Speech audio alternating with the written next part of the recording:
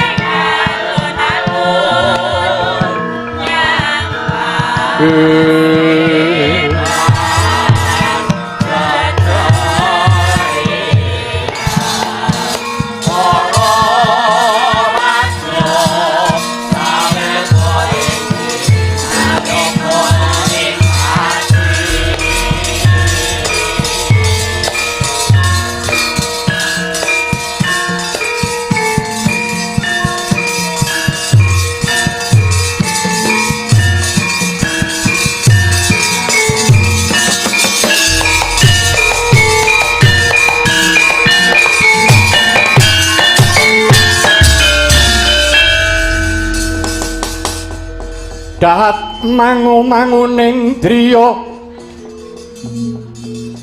Sang Srinata ngalengka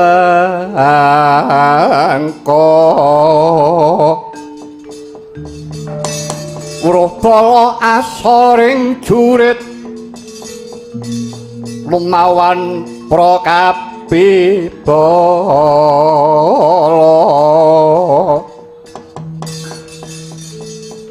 sikra menyat saking palangka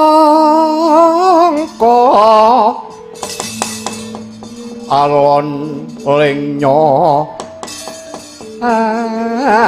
agrit dosutaning sun megananda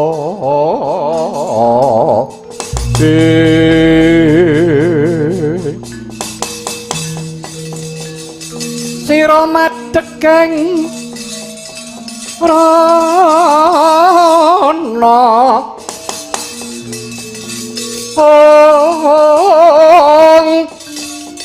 pratanen sira Mahapatra sawadya kapi bala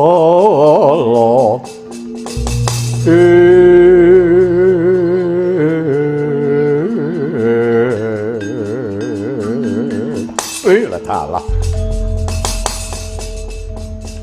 ya jagat Dewa Bathara ya jagat pangestungkara Hyang Suksma mangadiluwe muga ngayomana marang yuswaning sun ya bandaku ya donyaku siut cetu terkata jemblem wok-wok ketekur mbek-mbek meong jaki kolok cepet cohong anggunge si manuk merak. Rajit kawula nuwun wonten timbalan iki ngadhawu Kanjeng Diwaji kepareng nimbali kelawan ingkang putring Bikukung pun Indrajit. Sak gugure pamanmu Kumbakarna ing panglebur gongso. Para prajurit Ngalengka isih pira, Jit? Aduh. Kanjeng Diwaji, kenging menapa paduka Kanjeng Rama Prabu ndangu bab perkawis kathahing para prajurit. Menapa kinten-kinten kathahing para prajurit kathahing gegaman menika kinten-kinten badhe saged damel kekiyataning negari Ngalengka. Ora susah kandhara-andhara angen ndukur matur nuwun ngarsaning ingsun. Cukup pangsulana prajurit Ngalengka isih pira? Sampun telas. Nah, cukup ngono bae. Manut saka panemumu pamanmu Kumbakarna nggone jumeneng dadi senopati. Nganti gugur ana madyaning palagan. Panemumu piye? Diwaji. Menawi saking pangraos kula panjenenganipun paman Kumbakarna menika anggenipun jumeneng dados senopati mboten niat badhe mbiyantu dumateng paduka Kanjeng Rama Prabu. Ngono. Inggih Rama. Menawi saking pamanggih kula benaripun paman Kumbakarna menika bebasan kados tiyang nglampus diri. Hus. Nglampus diri kuwi mati nglalu. Inggih, bentenipun menapa nyatanipun inggih mekaten. Menawi saking raos kula Rama. Menawi paman Kumbakarna menika estu anggenipun jumeneng dados senopati. Ngrungkepi bumi utah darah negari Ngalengka. Kula kinten saged numpes para wanara minggahipun Rama Wijaya sak kadang-kadangipun. Nanging kenging menapa paman Kumbakarna gugur madyaning palagan karana mboten lair baktos. Anggenipun ngrungkepi bumi Ngalengka.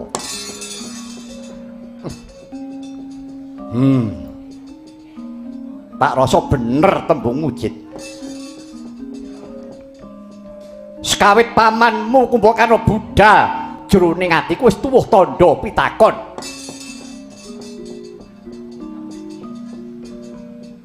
Manut pengendikane pamanmu Kumbakarna jarik bakal ngupaya dalan marganing ya kuwi karukunan kanthi kawicaksanan.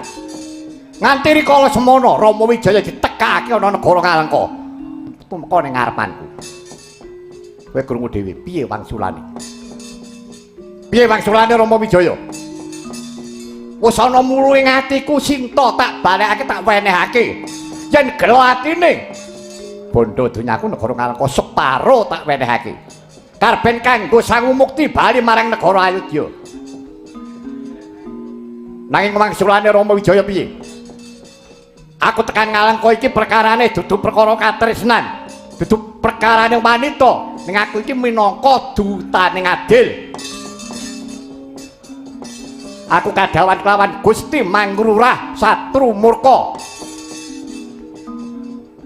Sipate ngangkara murka kudu ilang saka jagat iki kalbu kaya dedapuramu Kidasamuka. Nadyanta Sinta mbok wenehake ana ngarepku tanpa nugel gulumak ora sudi nampani. Nggih. Prak ya kelingan to nalika semana. Inggih kemutan Rama. Malah gelo rasane atiku. Jalaran rumangsa dikilani dadaku karo Rama Wijaya. Kanjeng Rama. Nggih. Kajawi menika keparenga kula matur. Ya, matur apa? Menika putranipun sawargi Kanjeng Paman Kumbakarna.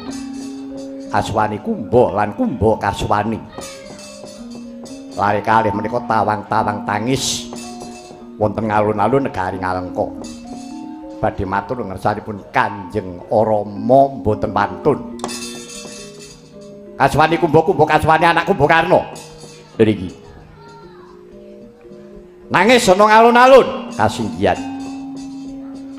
Kemutan nggih menika paman Kumbakarna dalasan ibunipun nggih menika Kanjeng Bibi Kiswani. Memper kowe ora.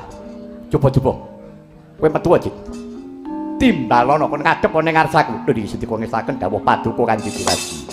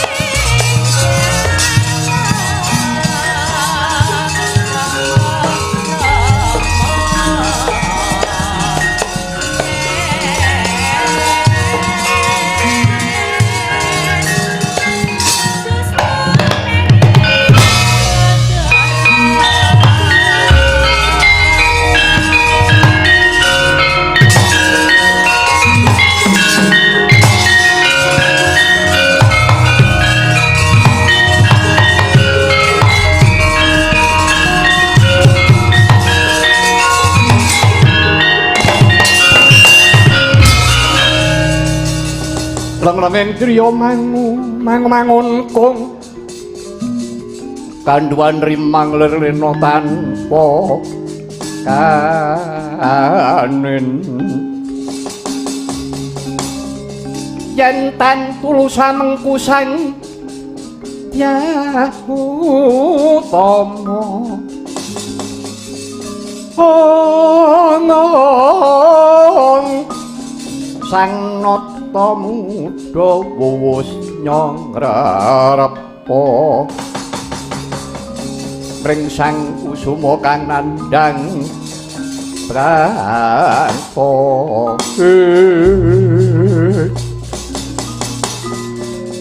Aswani Kumba Aswani inggih Kanjeng Prabu kula ingkang putra pun Aswani Kumba iye kula pun Kumba Kaswani wa kowe tawang-tawang tangis kowe mung ngadol tangis mapan ning alun-alun negara Ngalengka apa sababe matur iya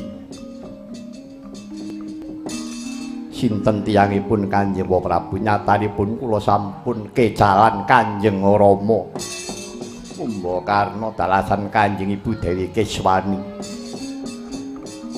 yang asepuh kula kekalihipun gugur madyaning palagan Kanjeng Ibu Seda suduk salira.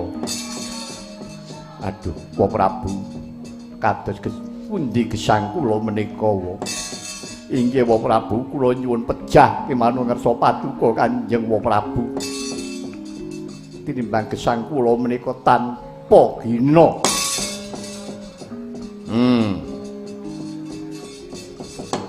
Dadi bapakmu gugur ana madyaning palagan. Mung mbok timbangi karo kowe nangis getun keduwung. Kowe pasrah karo aku. Ampun Wa Prabu kula panjenengan pejahi kemawon. Tinimbang gesang kula mboten wonten ginanipun. Ra ngono to karepmu? Inggih, Wa. Kleru kowe. Yen kowe ngucap kowe muni uripku tanpa guna dosa sing gawe urip. Kowe kuwi diparingi urip gunakno sing sak becik-becike. Kowe sakir diwasa. Wis ngerti ala becik, ngerti bener luput.